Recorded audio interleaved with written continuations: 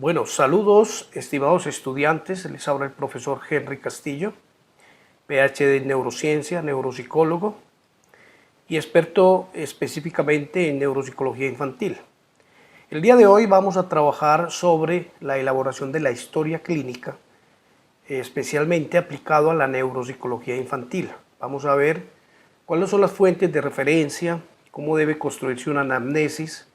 Y dicho sea de paso, la anamnesis es el elemento más importante de una evaluación neuropsicológica, porque cualquier dato que nosotros tengamos de una valoración neuropsicológica o de alguna prueba o algún instrumento no podrá ser interpretado sino a la luz de la historia clínica o de la anamnesis. Por esto tan importante que debemos tener presente cómo hacer la mejor anamnesis. Esta es la clave para tomar, digamos, las decisiones diagnósticas y también la clave para tomar las decisiones terapéuticas del caso. El reporte que vamos a ver es una construcción mía que se ha dado a través de los años, después de más de 17 años de ejercicio profesional en el área de neuropsicología infantil. Y como vamos a ver, es la versión número 17 del formato que he venido construyendo y que se ha validado por otros expertos e incluso hoy día es la fuente de muchas organizaciones. Toman este mismo formato para hacer las historias clínicas y las anamnesis. Entonces vamos a eso. Entonces para comenzar vamos a empezar en este tema. Sí, nosotros lo llamamos evaluación interdisciplinaria, que incluye la evaluación neuropsicológica, psicopedagógica y emocional, porque en realidad las evaluaciones que nosotros hacemos tienen en cuenta en la medida de lo posible y en la medida de lo necesario la participación de diferentes profesionales, especialmente neuropsicólogos, psicólogos, especialistas del aprendizaje o especialistas en dificultades del aprendizaje, educadores especiales, fonoaudiólogos y fisioterapeutas. Es como lo más, es el equipo base. En ocasiones intervienen también neurólogos o psiquiatras, pero digamos que ese sería el equipo extendido. Entonces, como vamos a ver y como lo estamos haciendo aquí, es como lo hemos hecho durante más de 17 años en el Centro de Neuropsicología Infantil, que es el instituto que yo creé hace más de una década y que lo venimos desarrollando. Y en este instituto la verdad es que se han venido formando más de 25 neuropsicólogos que hoy día pues trabajan en esto y son personas significativas en el campo de la neuropsicología infantil. Bueno, lo primero que debemos analizar aquí es los datos generales. Los datos generales que vamos a tomar acá son el nombre, el número de identificación del niño, generalmente si es muy pequeño es el registro civil, si es más grande es la tarjeta de identidad, la edad que tiene actualmente el niño, la fecha de nacimiento del niño es muy importante porque este informe después en el tiempo nos va a permitir saber qué edad tenía y desde cuándo podemos medir, digamos, las etapas del desarrollo del niño, la escolaridad que tiene actualmente, es decir, el grado escolar según el sistema colombiano, el colegio al cual asiste y la fecha actual. Es muy importante tomar la fecha actual porque en ese momento nos dice cuándo fue evaluado el niño.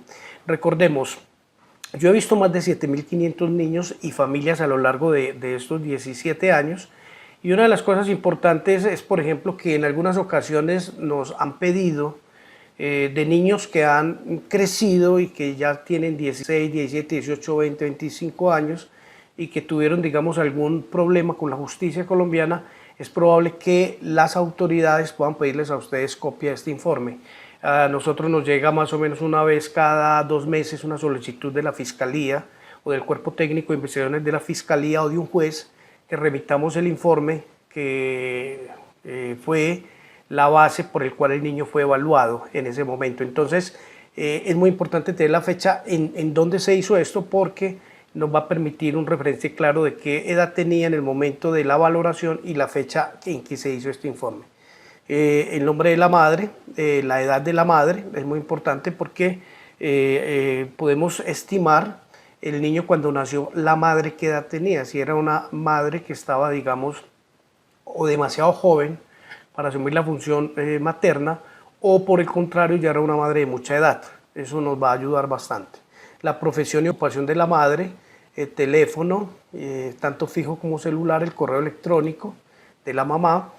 También vamos a tomar la información del padre, su edad, la profesión y ocupación, el celular, el correo electrónico, por quién fue remitido el niño, si el niño fue remitido por el colegio, fue remitido por otra persona, por otro profesional, por un neurólogo, un pediatra, por un médico, o fue remitido básicamente pues por una persona natural. ¿Cómo se llama? La directora del grupo es muy importante porque nosotros necesitamos tomar contacto con la profesora para levantar en medida de lo importante los aspectos que le preocupan al colegio sobre el comportamiento del niño y el teléfono para contactarla. Estos datos generales deben estar completos, porque también recuerden que nosotros estamos reglamentados por la ley del psicólogo y por las seccionales de salud y los RIPS, y hay una reglamentación alrededor de cuáles son los datos generales que hay que tomar. Entonces esto no es, digámoslo, algo por gusto o por novedad, sino que también tiene que ver con el cumplimiento de la ley. Bueno, acto seguido de que hemos recogido todo esto, pasamos a establecer el motivo de consulta. El motivo de consulta tiene que ver con básicamente las preocupaciones con las cuales llegan los padres, o las preocupaciones que se derivan del colegio, o las preocupaciones que se derivan de otros informantes, de otros adultos que conocen al niño. Entonces, en el motivo de consulta nosotros vamos a establecer básicamente qué le preocupa a los padres, qué le preocupa a los profesores o qué le preocupa a esos cuidadores primarios del niño. Hay que identificar claramente qué es o cuáles son las razones por las cuales los padres deciden buscar ayuda, o si esa ayuda fue sugerida directamente por la institución educativa. En ese sentido es bastante claro, este motivo de consulta debe ser un motivo de consulta operacionalizado, que significa que debe describirse en términos del triple sistema de respuesta que dice Peter Lang. El motivo de consulta debe operacionalizarse de acuerdo a la respuesta comportamental, la respuesta fisiológica y la respuesta cognitiva. Ese es el triple sistema de respuesta de acuerdo al modelo de Peter Lang. Entonces nosotros debemos decir qué es la preocupación del niño en términos de esos tres sistemas de respuesta. Normalmente lo que vamos a encontrar en la neuropsicología infantil es que los padres vienen preocupados por problemas de atención y concentración, problemas de comportamiento, desobediencia, problemas de aprendizaje, problemas relacionados con lo que llamamos nosotros conductas disruptivas o conductas externalizantes. Algunos casos menores ya los padres llegan a consulta más por síntomas de carácter internalizante. Los síntomas internalizantes son como la ansiedad, la depresión, los problemas del estado de ánimo. Los trastornos externalizantes son aquellos que generan disrupción o generan ruido hacia la parte del ambiente. Entonces generalmente nos van a llegar, el 95% de los niños van a llegar por problemas externalizantes, como la hiperactividad, los problemas de comportamiento, el negativismo desafiante o los problemas de conducta, ¿sí? Los problemas disciplinarios. En otros casos también podrán llegar por problemas del desarrollo, problemas del aprendizaje. Bueno, cuando ya tenemos entonces todo el motivo de consulta perfectamente detallado, entonces nosotros vamos a proceder ya con iniciar la historia como tal y nos vamos a evaluar los denominados antecedentes genéticos. Para evaluar los antecedentes genéticos, la pregunta que yo hago siempre es, dígame usted, señor padre de familia, si en la familia suya han habido antecedentes neurológicos, psicológicos o psiquiátricos. Y la misma pregunta se repite al otro progenitor. Y aquí vamos a notar si la persona tiene algún tipo de reporte o antecedente. Por ejemplo, si hay un antecedente de suicidios o de alcoholismo, debemos anotar en quiénes están esos problemas, ¿sí? O problemas de comportamiento, ¿sí? O problemas de TDAH inicial, nosotros debemos anotar eso en esta parte, ¿sí? Nosotros también debemos hacer eso por la familia del papá, la familia de la mamá y también en la presencia de esos síntomas en hermanos. Eso es lo que llamamos nosotros los motivos de consulta. Sí, en este sentido entonces ya sabemos de dónde viene el niño, sabemos cuáles son los antecedentes de las dos familias de base del niño y ya podemos avanzar. Luego lo que vamos es a construir toda una historia del desarrollo.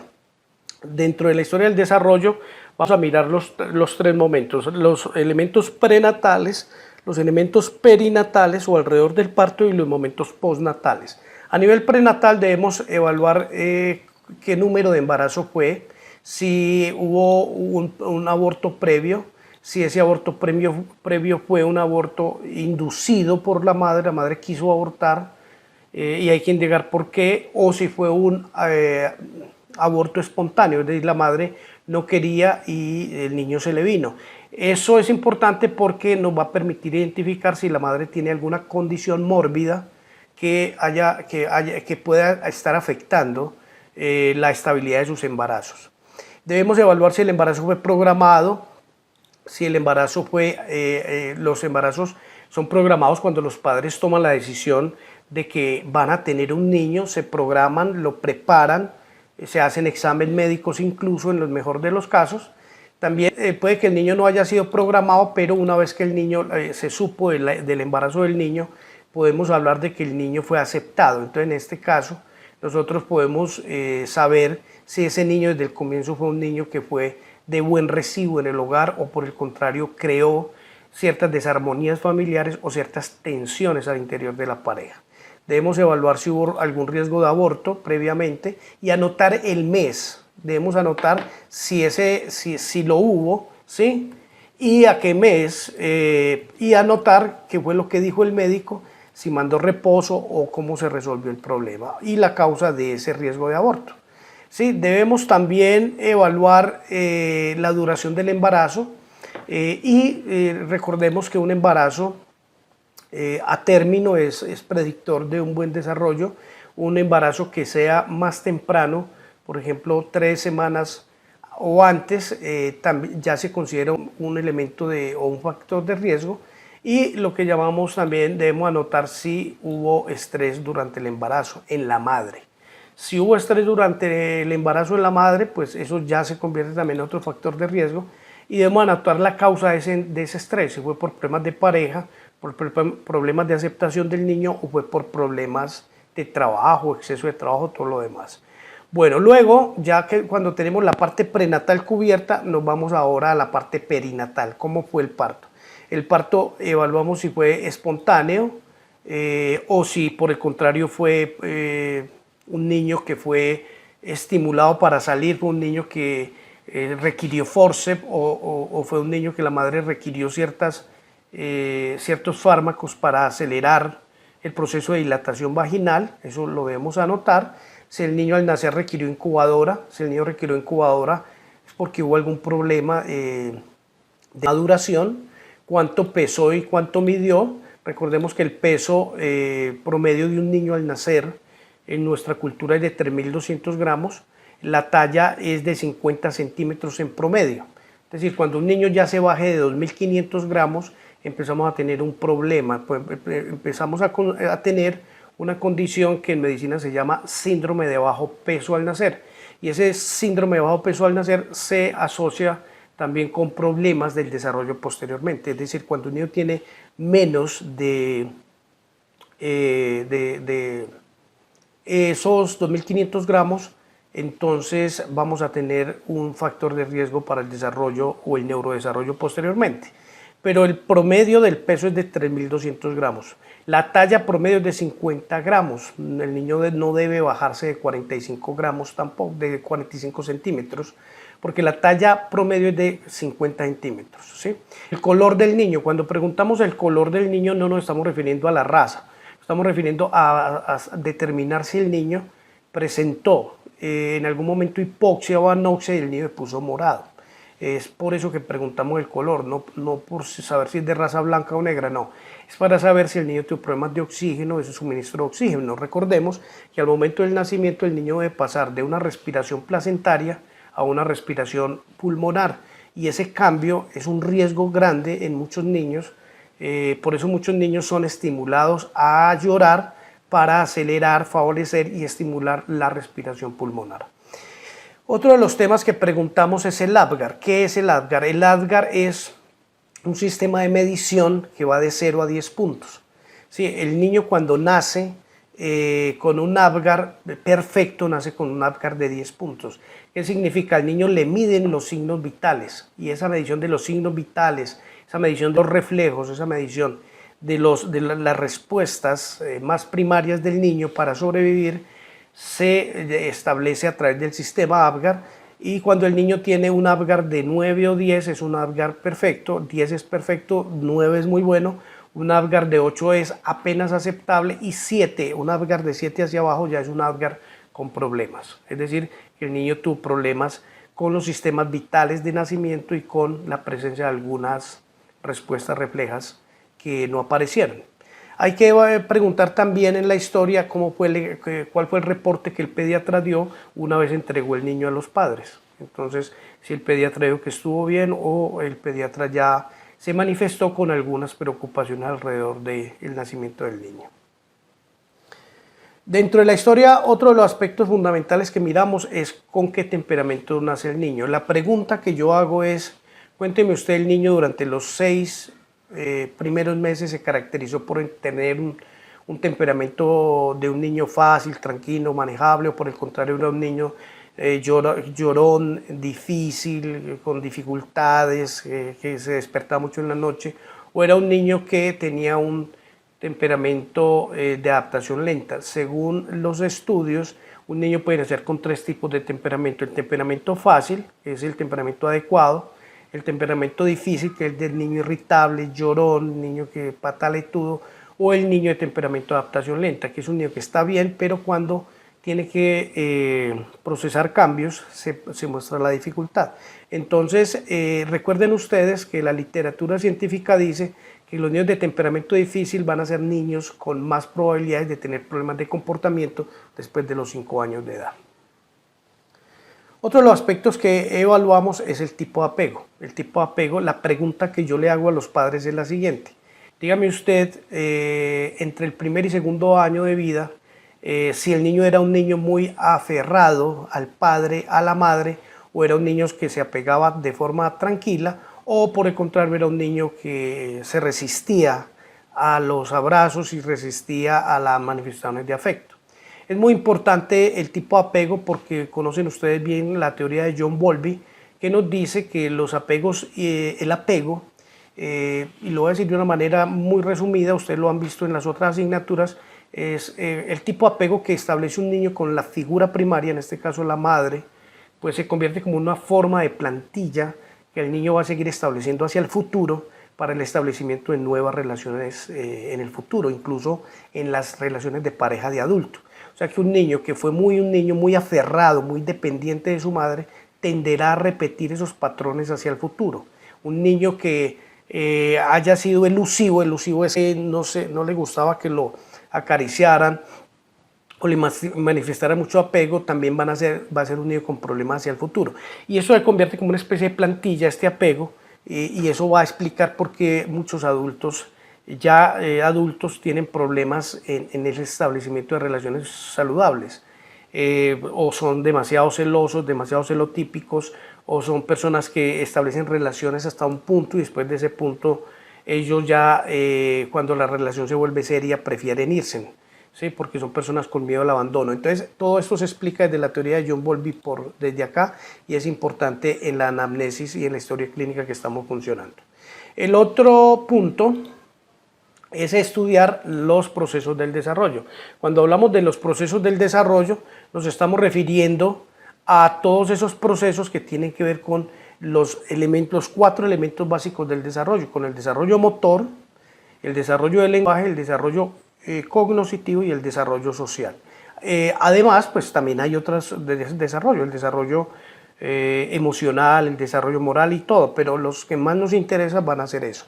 Las preguntas que yo le hago a los padres, dígame, para el desarrollo motor, dígame a qué edad el niño empezó a caminar, gateó, caminó con apoyo, caminó independientemente.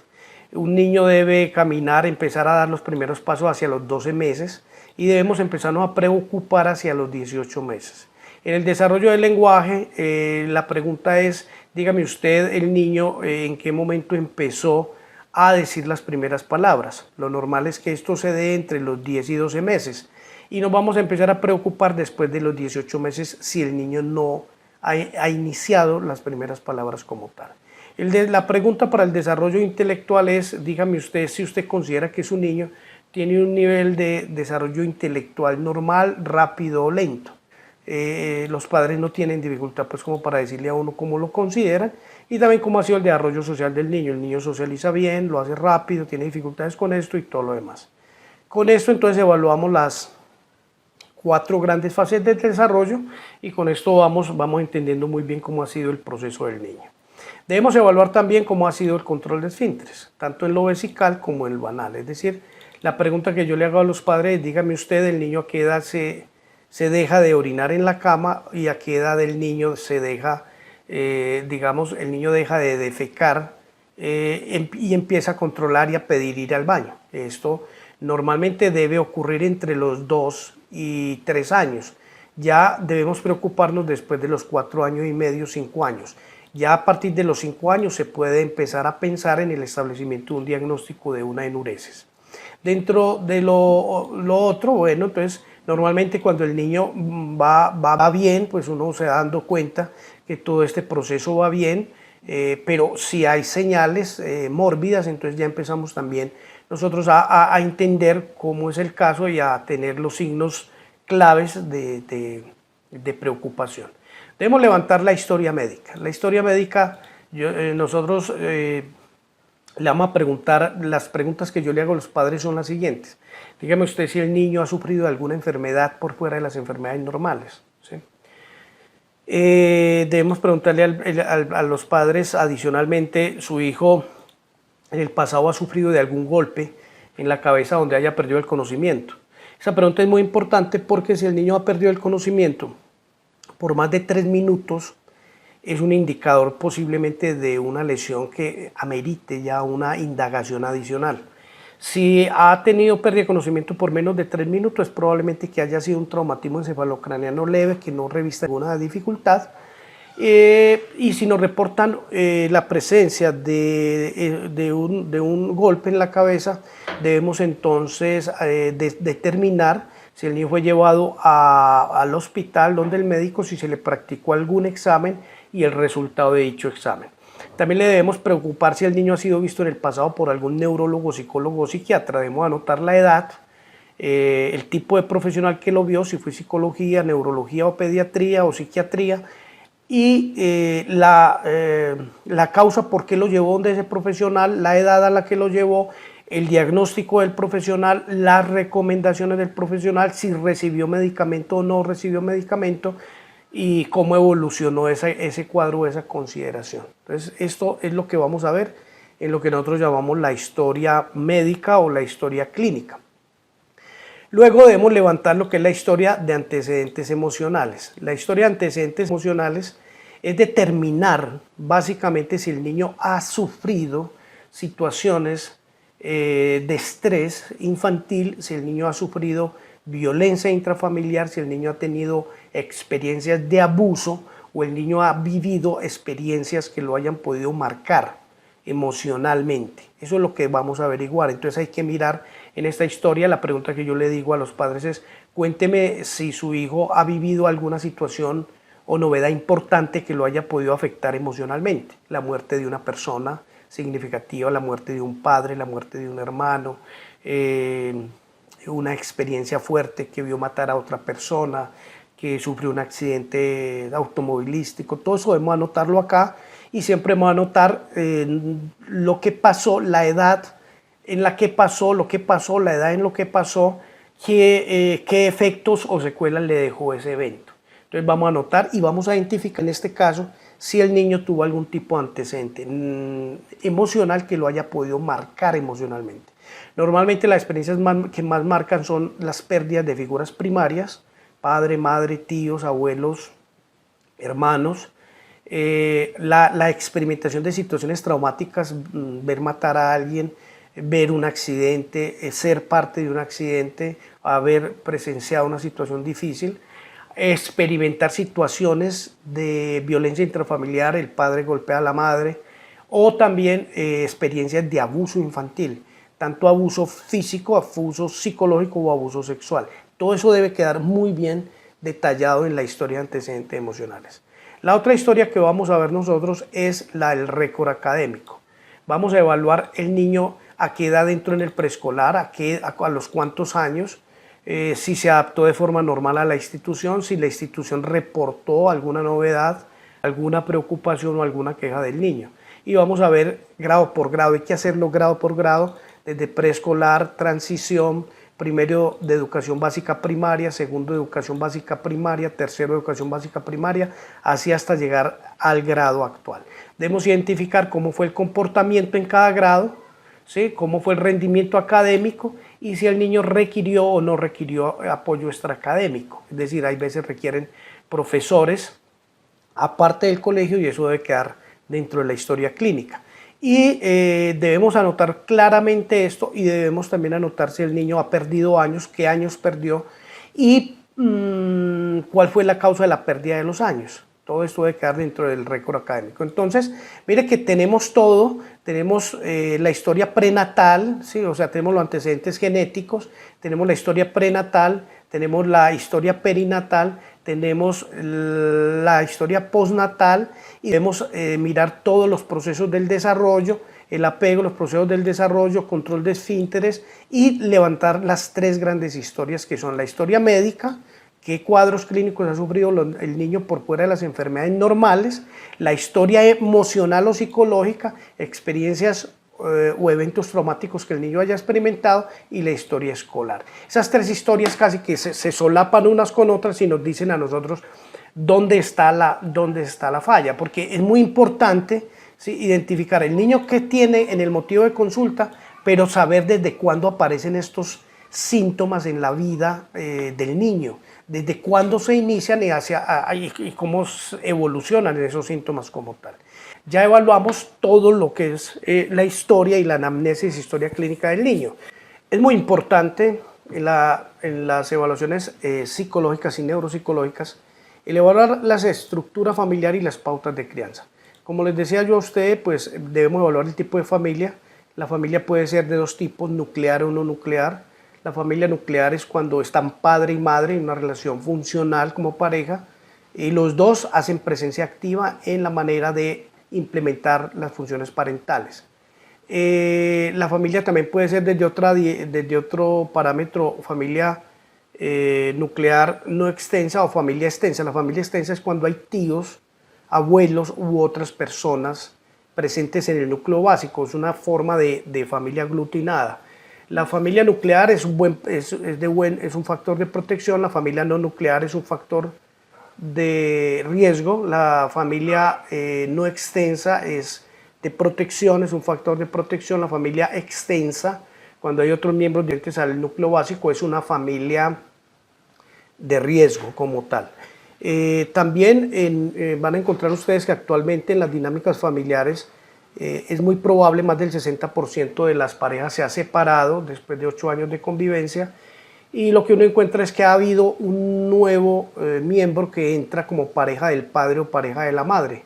Generalmente es la pareja de la madre la que entra, eso también es considerado un factor de riesgo, no necesariamente de riesgo, pero sí tenemos que prestar mucha atención cómo es la entrada de esa nueva pareja de la madre y cómo es el proceso de establecimiento de la relación emocional con el niño. Si es una persona saludable o es una persona con algún tipo de disfuncionalidad. Recuerden, según Patterson, uno de los factores de riesgo más grandes para que un niño tenga psicopatología o algún tipo de trastorno psicológico, psiquiátrico, tiene que ver con la psicopatología parental, la psicopatología de los padres. Entonces, a mí me gusta hacer el familiograma aquí de esta manera. Establecemos entonces el padre, la madre o el padrastro y los hijos como tal. Aquí yo suelo describir cada uno de los hijos y si los otros hijos son funcionales o no funcionales. Debemos evaluar cómo los padres cubren las necesidades básicas emocionales de los niños. Se supone que los padres, un padre tiene 4 funciones básicamente. La de ser proveedor económico es la primera función, la de ser satisfactor de necesidades básicas emocionales, que es esto que es lo que estamos viendo. El ser disciplinador, también los padres deben tener características de formar la norma y la disciplina de los niños, el establecimiento de los hábitos y las rutinas, y finalmente ser facilitadores del desarrollo, o sea, proveer todos los elementos para que el niño pueda desarrollar todo su potencial en miras de la autorrealización del niño. Entonces debemos evaluar si los padres cubren las necesidades básicas emocionales del niño, es decir, las necesidades básicas emocionales de un niño básicamente son 5, la atención, que es el tiempo que se le dedica, el afecto, que es la expresión que el niño recibe, las expresiones que el niño recibe del amor que se le tiene, la comprensión, que es el entendimiento que los padres tienen por las fortalezas y debilidades del niño y también por el nivel de desarrollo en el que el niño se encuentra. Hay veces los padres fallan en la comprensión porque le piden al niño algo para lo cual su edad y su desarrollo no está permitido. Lo tratan como si fuera más grande de lo normal.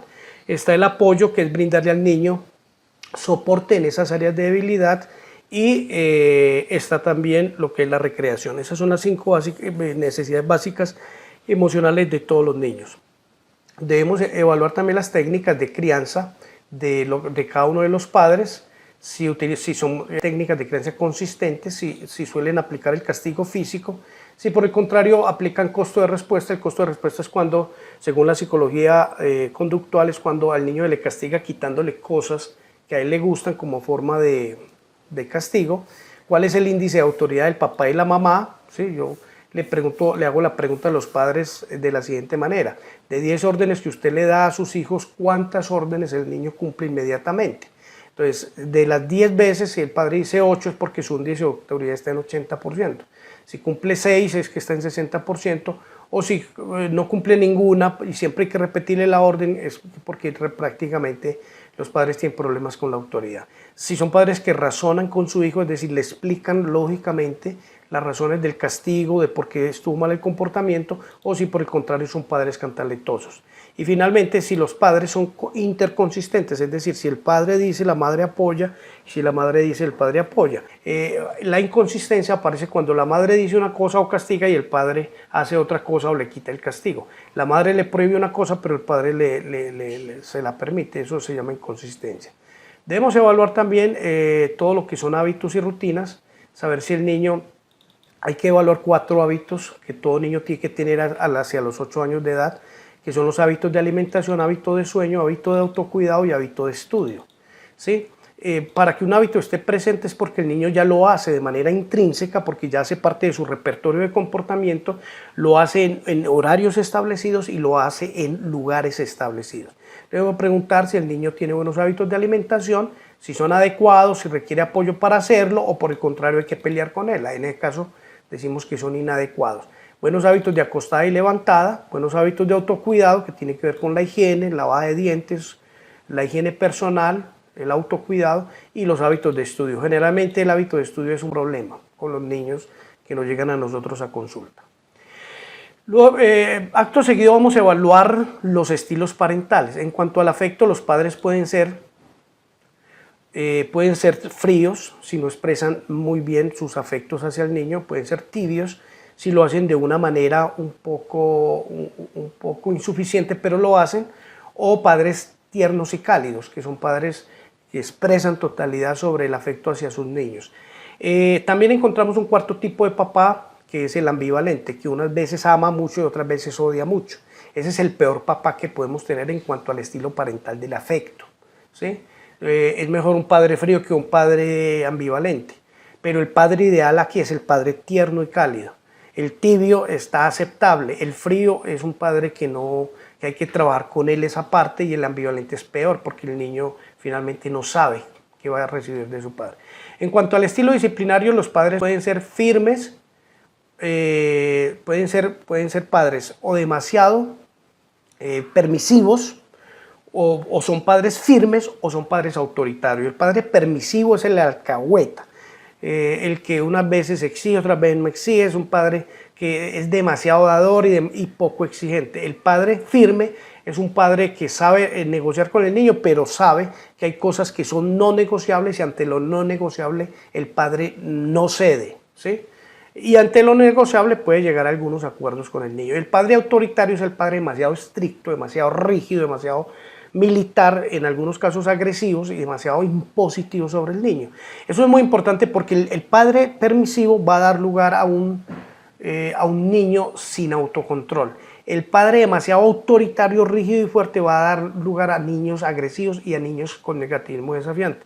El padre ideal es el padre firme, el padre que es equilibrado y que es firme para el establecimiento de la norma y no cede ante lo no negociable. Entonces debemos evaluar cuál es el papá que tenemos y cuál es la mamá que tenemos.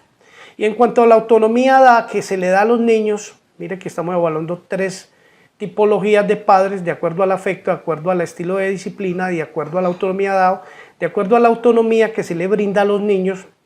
Los padres pueden ser padres que sobreprotegen, es decir, padres que no dan autonomía porque tienen temor a que al niño le suceda algo, o padres que favorecen la autonomía, ¿cierto? Es decir, le dan la autonomía que el niño puede manejar para sí. Hay un tercer tipo de papá que es el papá despreocupado, que da demasiada autonomía es porque simplemente no le importa el niño y lo desatiende. Entonces, el padre ideal es el padre que favorece la autonomía. No está bien un padre demasiado sobreprotector ni un padre demasiado despreocupado. Y por último, ya vamos a ver las que llamamos los modelos parentales. ¿Sí? Debemos describir en la historia clínica cuál es la personalidad del papá, si es un padre estable emocionalmente, si es un padre comprometido, si es un padre con qué características de personalidad, lo mismo la mamá. Y por último debemos evaluar la dinámica de la pareja, si es una pareja funcional, si es una pareja que soluciona adecuadamente los conflictos y una pareja que resuelve los problemas de forma adecuada. Y luego en la historia aparece ya lo que va a ser la valoración, ¿sí? Entonces en la evaluación neuropsicológica hay unas pruebas para evaluar atención y concentración. Las pruebas para evaluar atención y concentración son, por ejemplo, la subprueba de dígitos del WIS-R, los dígitos de progresión del WIS-R, los dígitos de regresión del WIS-R, la escala de control mental de la escala Wechsler de memoria, la prueba de ejecución continua. Entonces ahí miramos la parte auditiva y la parte visual, miramos el CPT o prueba de ejecución continua, que en inglés sería Continuous Performance Test, o sea, test de ejecución continua. El auditivo, evaluamos los aciertos en auditivo, el CPT a auditivos omisiones, el CPT visual aciertos, el CPT visual omisiones, las claves del WIS-R y el span de la curva de memoria verbal. Todas estas son pruebas que miden diferentes componentes de la atención. Aquí vamos a notar cuánto saca el niño y aquí están los valores referenciales para un grupo de edad, ¿sí? Para más o menos niños de los 8 a los 10 años, con su desviación estándar, y al frente vamos a colocar si le dio bien o la palabra, o cuando le vaya muy mal vamos a anotar la palabra indicador clínico, que significa que le fue muy mal. Y al finalizar, pues aquí en rojo está lo que nosotros interpretemos de todas las pruebas y escalas de atención y concentración. Entonces, ¿cómo vamos a evaluar la atención neuropsicológicamente de un niño? A través de su escala, con la prueba del dígitos, tanto el de progresión como regresión del WIS-3, WIS-4, WIS-R. Ya cada profesional tiene pues como algunas preferencias, con el control mental de la escala Wechsler de memoria para niños mayores de 8 años y las pruebas del test de ejecución continua, ¿sí? Y las claves. Entonces se evalúa con los dígitos del WIS, el control mental de la escala Wechsler de memoria, la prueba de ejecución continua, tanto la visual como la auditiva, pero aquí se miran especialmente omisiones y aciertos, las claves del WIS y la curva de memoria, el span de la curva de memoria. Esto es lo que evalúa la atención, ¿sí? Vamos ahora a cómo se evalúan los procesos perceptuales. Los procesos perceptuales nosotros lo evaluamos con las figuras incompletas del WIS, ¿sí? Y con la copia de la figura del rey. Ya saben que hay dos copias, dos rey, uno para niños de 6 a 8 años, que es una copia de una figura sencilla, y una figura compleja, que es la figura del rey, que todos conocemos que es como la casa, esta casa completa que tiene una serie de detalles intrínsecos. Bueno, al final aquí colocamos el puntaje, sabemos cuál es la media para la edad de esos niños, la desviación estándar, ¿sí? Y luego venimos a la interpretación, si le fue bien o le fue mal. Es importante que al niño sepamos que al niño le va mal si se sale de la media y la desviación estándar. Es decir, si yo tengo una media de 10 y una desviación de 3, significa que el puntaje del niño debe estar entre 7 y 13, porque es 10 más o menos 3, o sea, 10 menos 3 más 10 más 3. Entonces, el puntaje normal de un niño, una curva campana tipo Gauss, sería entre 7 y 13. Entonces, cuando el niño se pase de ese 7-13, ahí es donde empezamos la interpretación como un indicador clínico. ¿Sí? Entonces, aquí va a aparecer los comentarios. ¿Cómo evaluamos la memoria? La memoria la vamos a evaluar a través de la curva de memoria verbal. Esa curva de memoria verbal nosotros miramos el volumen total de la curva de memoria verbal, que es la curva verbal de Ardila. Vamos a evaluar la interferencia proactiva, la interferencia retroactiva y también con la evocación de la figura de Rey. ¿Sí? Mire que para la percepción utilizamos la copia de la figura de Rey, el puntaje de la copia, pero para la memoria vamos a mirar el puntaje no de la copia, sino de la evocación de la figura de Rey. Hacemos los puntajes, miramos la valoración de la media con la desviación estándar e interpretamos como normal o indicador clínico de acuerdo a los resultados. Y al final vamos nosotros a colocar aquí en las X el nombre del niño. Mire que yo siempre coloco las X, ahí siempre coloco las X, en las X el nombre del niño y luego ya viene el diagnóstico de cómo le fue, tanto en la atención, ¿sí?, como en la percepción, como en la memoria, ¿sí? Luego analizamos la velocidad de aprendizaje de acuerdo a la curva de Ardila, la curva verbal de Ardila, si fue una curva ascendente, o sea, hubo aprendizaje rápido, o fue plana, o fue intermitente, o sea, unas veces bien, otras veces mal. Si el aprendizaje verbal fue poco productivo, si fue productivo y adecuado, si fue un aprendizaje inestable por fallas atencionales, o fue un aprendizaje donde al niño le costó transferir de la memoria de corto a la memoria de largo plazo.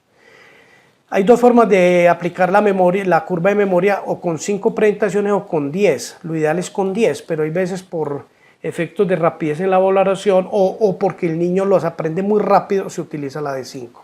Pero eso depende del clínico, qué decisión, de qué tipo de curva va a aplicar, la de 5 ensayos o la de 10 ensayos. Vamos a anotar aquí el SPAN, que es una medida de la atención, que es el primer puntaje de la curva, eso se llama SPAN, ¿sí? También lo vamos a anotar aquí, y si hubo algún tipo de fenómeno patológico. Si no hubo ninguno, pues lo dejamos. Si hubo paramnesias fonológicas, paramnesias semánticas, confabulaciones, contaminaciones o perseverancias. Todo esto lo vamos a anotar, y acá lo que hacemos es dibujar esto en Excel, cómo fue la curva de memoria. Luego vamos a mirar la función ejecutiva. En la función ejecutiva, a mí me gusta denominar los procesos de reflexividad y control de la impulsividad. Esto es pura función ejecutiva. Aquí vamos a utilizar el Wisconsin Car Sorting Test, que esta es la sigla, o el test de Wisconsin, ¿sí? La sigla exacta es Wisconsin Car Sorting Test, y vamos a medir ahí en el Wisconsin las categorías logradas, los errores en el Wisconsin, la falla para mantener el principio, la prueba de Stroop, tanto en lecturas cruces como en lecturas de letras conflicto, y como la prueba de ejecución continua, pero en este caso no las omisiones, sino las comisiones. La omisión es cuando el niño se le pide que diga una letra, y cuando digamos la letra A, él debe hacer con la mano la señal de que apareció la letra A. Cuando él hace la omisión es cuando yo digo la A y el niño no da la señal de reconocerla. Pero cuando la comisión es cuando yo dije otra letra que no era la letra target, en este caso la A, y el niño me da la comisión. Eso se llama una comisión, es una medida de impulsividad. Y también la prueba del FAS. Entonces las pruebas para medir función ejecutiva son Wisconsin en todas las dimensiones, el test del Stroop, que es el test de conflicto de letras y colores, la prueba de ejecución continua, pero el subpuntaje de comisiones, y el FAS especialmente el semántico, porque hay también FAS fonológico. Y también está la torre de Hanoi, que no aparece acá, no la utilizo mucho con niños, pero también esas son las pruebas para medir función ejecutiva. También en la mayoría de los niños es muy importante evaluar el coeficiente intelectual o la capacidad intelectual. Nosotros utilizamos las escalas WIS, ¿sí?, para niños. Si son niños preescolares de 4 a 6 años, debemos utilizar el WIPSI. Si son niños entre los 6 y los 16 años, debemos utilizar el WIS, sea WIS 3, WIS 4, WIS R, ¿sí? Y si es mayor de 16 años, es el WISE. El WIPSI es la sigla para Wesleyan Preschooler Intelligence. El WIS es Wesleyan Intelligence Scale for Children y el WISE es el Wesleyan Adult Intelligence Scale. Es decir, vamos a utilizarlo de acuerdo a estos puntajes en relación con la edad del niño. Luego vamos a establecer el perfil intelectual del coeficiente intelectual y por último lo que vamos a mirar es en la evaluación neuropsicológica es la presencia de signos neurológicos blandos. Se supone que un niño después de 6-7 años ya no debe tener más de 2 o 3 signos neurológicos blandos, porque la presencia de un signo neurológico blando pues por sí solo no es indicador de patología, pero cuando hay más de 4 signos neurológicos blandos ya empezamos a pensar en problemas del neurodesarrollo. Recuerden, el neurodesarrollo se evalúa directamente con una prueba clínica que es la estimación de los signos neurológicos blandos. Los signos neurológicos blandos que vamos a evaluar en los niños es si el niño tiene problemas de incoordinación bimanual, le pedimos que haga esto. Si tiene alteraciones de pianoteo, le pedimos al niño que nos haga como un pianito sobre el escritorio.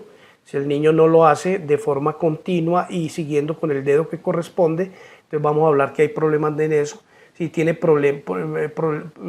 dificultad en los movimientos alternantes, ¿sí? Que pueden ser movimientos de este tipo, ¿sí? Si hay dispraxia en la prensión del lápiz, recuerde que el lápiz se debe coger de esta manera, pero si el niño lo coge de otra manera, esa es una dispraxia en la presión del lápiz. Dificultades en el control postular, es cuando el niño se pega mucho a la hoja o escribe muy pegado a la hoja, es un problema de control postural. Si hay síntomas de hiperactividad, el niño en la consulta se mueve demasiado. Si el niño presenta conductas de utilización, ¿qué es la conducta de utilización? Es cuando el niño, por ejemplo, si ve algún objeto, empieza a usarlo sin un propósito real. Es decir, si ve un martillo, empieza a martillar con todo. Esa es una conducta de utilización. O si ve un lapicero, empieza a rayar las paredes, todo lo que vea. O si el niño ve un teléfono, empieza a usarlo sin propósito aparente. Se llama conductas de utilización y es presente en niños con problemas del neurodesarrollo o también con lesiones frontales. Dispraxia ocular es cuando el niño no hace buen seguimiento de un estímulo, ¿sí? Hacia arriba o hacia abajo, y eso se asocia mucho con los problemas de lectura, o el niño tiene problemas para picar un ojo o para cerrar los dos. Problemas de ataxia digital, problemas de desequilibrio en un pie, tenemos que mirar que el niño haga pata sola. El niño debe tener en cada pie por lo menos de 10 a 15 segundos en adelante. Tenemos que evaluar si el niño tiene problemas menores de la marcha. Cuando el niño camina, entonces lo ponemos a caminar sobre una línea recta o hacer el famoso experimento de pico-monto, un pie sobre el otro. Si el niño tiene problemas con eso, si el niño tiene problemas de movimientos en espejo, es decir, yo le digo al niño que me haga así, e inadvertidamente yo medir si él con la otra mano también lo hace, ¿sí? Eso se llama movimiento en espejo. Nos interesa es medir que cuando yo le pido con una mano algo, él no me la haga con la otra en espejo, porque significa que los dos hemisferios todavía no se han diferenciado lo suficiente y están actuando en masa. Las cincinesias es cuando el niño, digamos, está escribiendo y empieza a mover otra parte del cuerpo que no requiere, que no es necesaria para la realización de movimiento. Entonces, cuando él hace la sincinesia, como cuando una persona escribe y mueve la boca u otra parte del cuerpo, eso es un signo neurológico blando. La presencia de tic motores, tic verbales, la prueba de extensión de los brazos, que es la prueba de Childers, que con los ojos cerrados el niño debe hacer así y debe con los ojos cerrados colocar las dos manos al final a la misma altura. Movimientos de posición digital, que el niño haga bien esto, que el niño logre que no tenga problemas de lateralidad, que sepa identificar mano derecha, mano izquierda, ojo derecho, que lo haga muy bien. Y después vienen lo que es los ejercicios de movimiento de línea cruzada.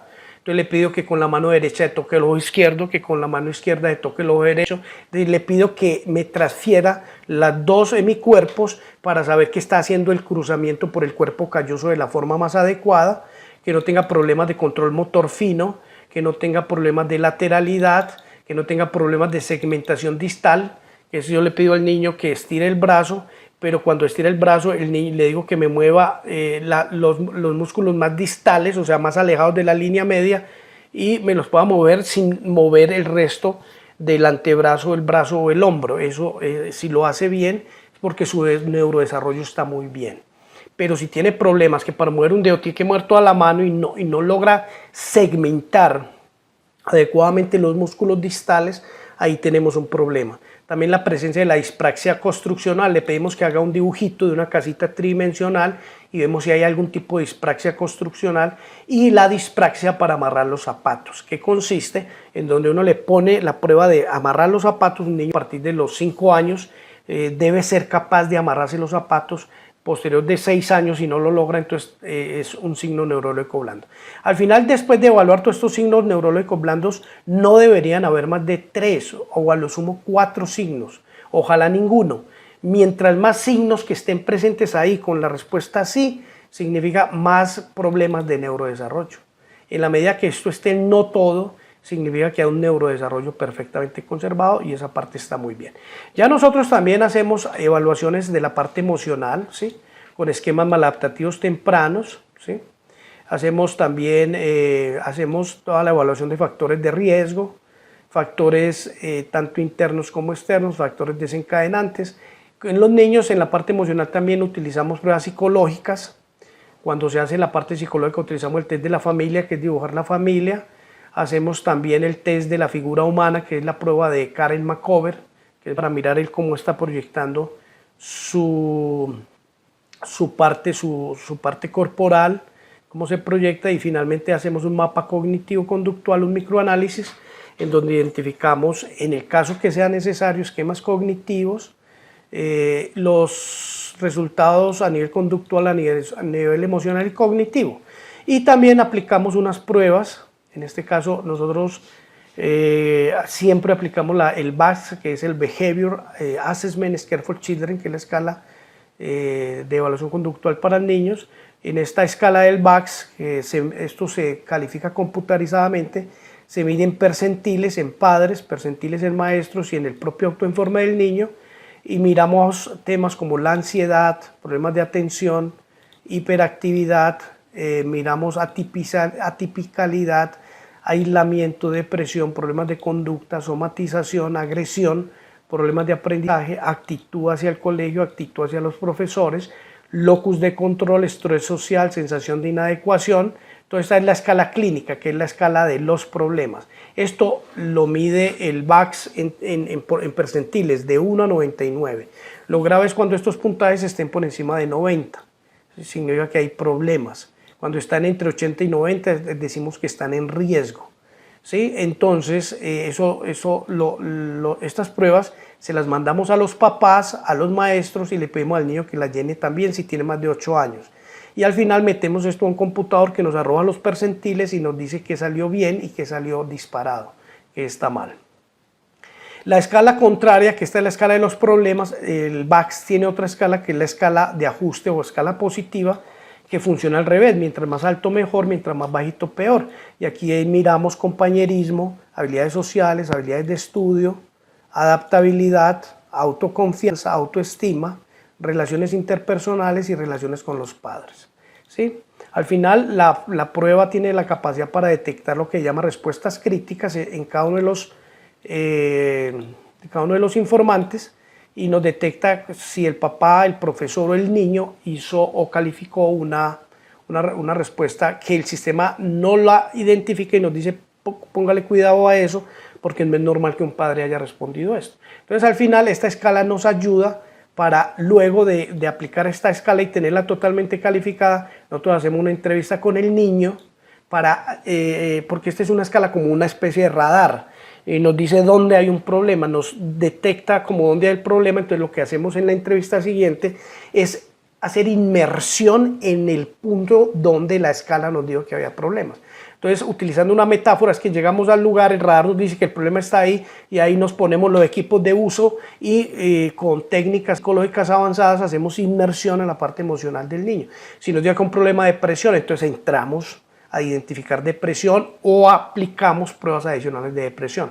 Si nos dice que un problema de ansiedad, entonces ahí hacemos una evaluación de ansiedad para el niño, y aplicamos adicionalmente pruebas de ansiedad adicional. Si hay un problema de autoestima, que el VAX nos dijo, entonces hacemos inmersión nuevamente con todas nuestras herramientas, tanto clínicas como psicométricas, para hacer una evaluación bien completa. Y al final debemos aplicar los criterios clínicos de la American Psychiatry Association, de la APA, es decir, el DSM-5 o el DSM-4, como queramos aplicarlo de acuerdo a las preferencias del clínico.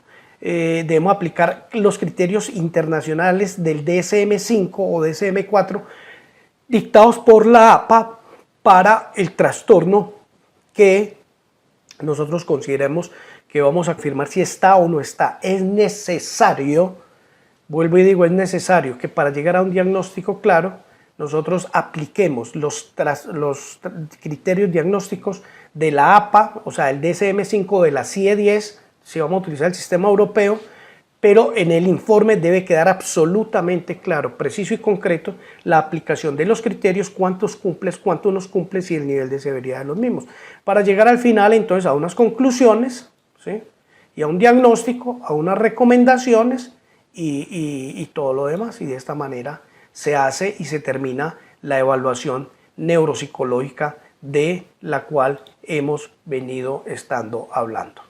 Bueno, esto ha sido todo. Muchas gracias. Por favor, dudas, preguntas o comentarios me las dejan disponibles en la página web o a través de cualquier sistema de comunicación conmigo. Muchas gracias. Les habló el doctor Henry Castillo, PhD en neurociencia, neuropsicólogo y experto en neuropsicología infantil. Un abrazo.